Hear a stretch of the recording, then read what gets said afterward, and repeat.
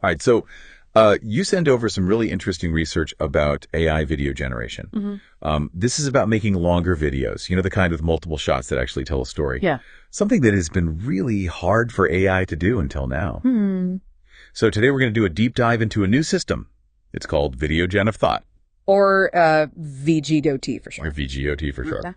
What's exciting about VGoT is that it's really pushing the boundaries of what's possible with AI video generation. We're talking about giving the AI just one sentence, like a one-sentence prompt. Wow. And then getting back a multi-shot video that's not just a bunch of random clips strung together, Right. but an actual coherent narrative, a story. Okay, that does sound pretty amazing. But I gotta admit, I'm a little skeptical. Like, creating a video is complex. There's a script, storyboarding, editing, so much more. How can an AI handle all that from just one sentence? Yeah. It just seems, I don't know. It's pretty amazing. That's the brilliance of VGoT. It breaks down the process into 4 modules that all work together, kind of like a film crew. And the best part is it doesn't need to be trained on these huge data sets of videos like a lot of other AI systems do. So it's like it already knows how to make films. Exactly. It leverages the power of existing AI models, like GPT-4 for language and Dynamic Crafter for actually generating video. And these models are already super sophisticated. Right. VGoT uses them in a really clever way. Okay, you've definitely got me curious. Yeah. So let's break down these 4 modules. Like, what's the first step in this AI filmmaking process? Okay, so the first module is all about script generation. So imagine you give VGoT a prompt, something like a story about a young chef who opens a world-famous restaurant in 30 shots. Okay. This module uses GPT-4 to turn that simple prompt into a full script, like a detailed script with descriptions for each of those 30 shots. Oh, wow. So it's like having an AI screenwriter. Yeah. Who can flesh out a whole story from just one idea. Pretty much. That's really impressive. Yeah. But what about the visuals? How does VGoT make sure that the video looks good and makes sense visually? Right. Well, that's where the second module comes in, keyframe generation. This is where the AI acts like a storyboard artist. It takes the script and creates what are called keyframes, which are like visual snapshots for each shot.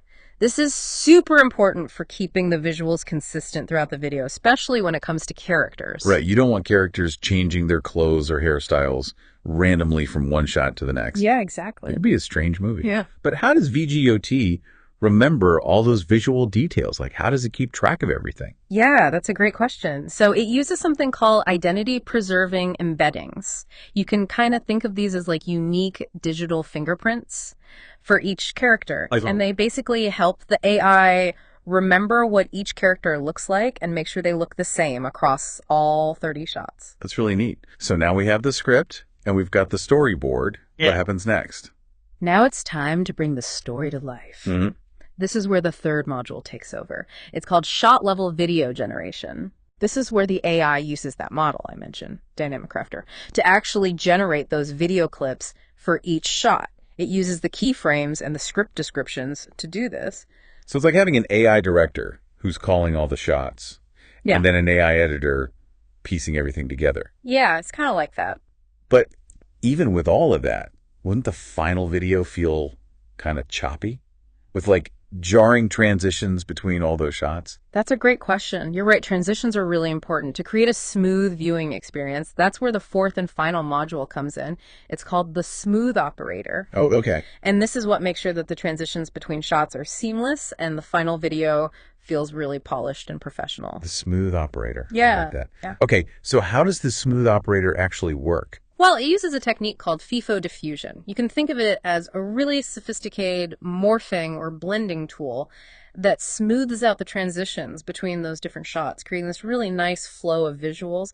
You know those scenes in movies where one shot gradually dissolves into the next? Oh, yeah. I know exactly what you mean. It's kind of like that. Ah, okay, like those classic film transitions, but done with AI.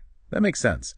So all 4 of these modules work together to create this multi-shot video from just one sentence. But how do we know that it actually works?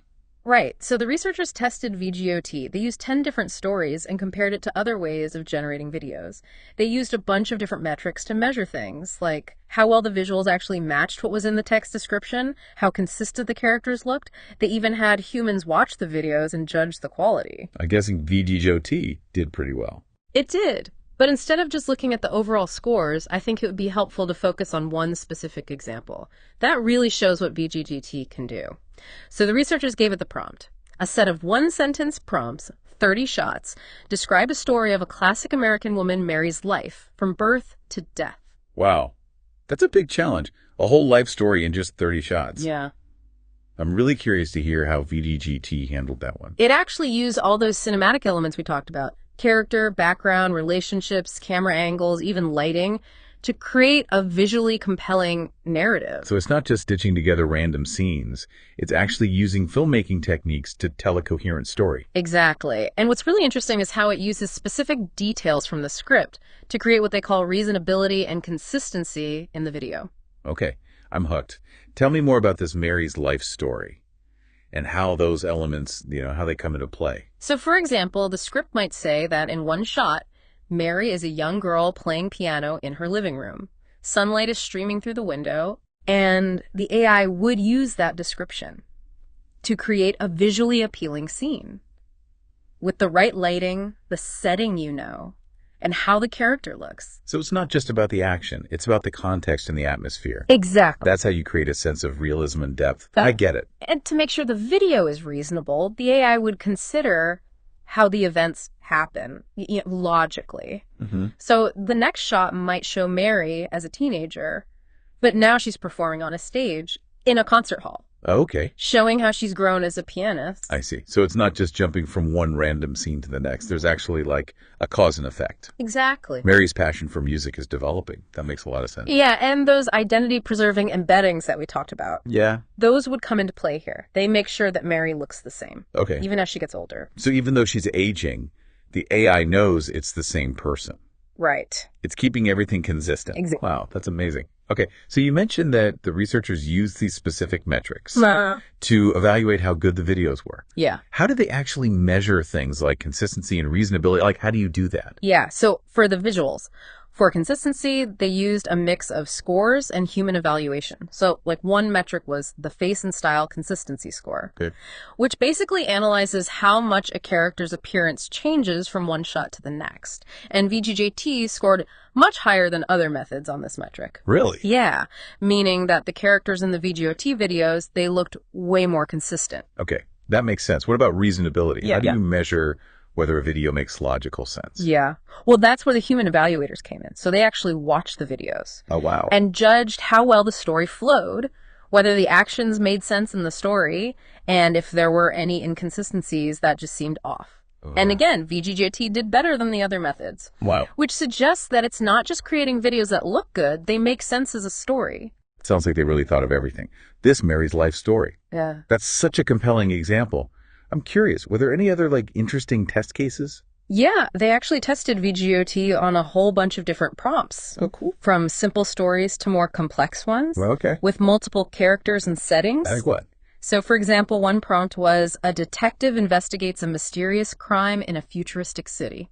Ooh, that's cool. How'd the AI do with something like that? It actually created this really visually stunning video. Oh, wow. With this kind of noir-ish feel. Nice. Like dark lighting and stylized camera angles and even little details like rain on the streets and neon signs. Wow. So it's not just for realistic stories. Right. It can do different genres and style. That's really neat. Yeah, and that's what's so exciting about this. It's not just about making videos that look good. Right. It's about AI helping human creativity. Yeah. Giving people new ways to tell stories in ways that we just couldn't before. Yeah. This could really change things for filmmakers, advertisers, educators. Yeah, anyone who makes videos. But, there's always two sides to every coin. So what are some of the potential downsides or challenges with this kind of technology? What do we need to be careful of? It's we're about to see this creative explosion. Yeah. But I also wonder about the people who already work in these fields. What will this mean for them? That's a good point. Anytime there's new tech, right, there's a period where we have to adjust. Some jobs might change. New jobs might pop up. Yeah. The important thing is that we embrace this change. Yeah. And figure out how to use these tools to help us. Yeah, it's not about replacing human creativity. It's more like adding to it. Right. Imagine a filmmaker using VGUT to quickly try out different scenes. Yeah. Or test out ideas before they start making the whole movie. That could save so much time and money. Totally. It could even make it possible for people to make videos who maybe didn't have the skills or money before. Think about small businesses making their own ads that look professional, or students making really high-quality videos for school. It's like giving everyone the power to tell stories. Uh-huh. But let's go back to that Mary's Life example for a second. What if we could use this tech to tell our own stories? What would that even look like? That's interesting. Okay, so theoretically, you could give VGoT a prompt like, create a video, 30 shots, about the most meaningful moments in my life. Okay. And then it would look at your pictures, videos, social media posts, maybe even your journals. Wow. And use all that to make a video about you. Whoa. That's a whole other level of personalized. Yeah. But that brings up some interesting stuff, like who owns those AI life stories? Mm-hmm. What happens to them after we die? Those are big questions, things we need to figure out as this gets more advanced. People need to be able to control their own information. Yeah. And these AI stories need to be used in a responsible way. It's not just about the tech, but the ethics too. Exactly. And that's why it's good to talk about it all now, so we can figure out how to use this for good. Well, we've covered a lot today. All about VGJT, what it can do, what it might mean for us. This is really just the start. This is something we'll definitely be keeping an eye on as things keep changing. Absolutely. It'll be interesting to see where it all leads. So, to our listeners, as you're exploring the world of AI, remember, it's not just about the code and algorithms. It's about the stories we tell, the connections we make, and how we use these new tools to shape the world around us. If you could give an AI just one sentence to tell your story, what would it be?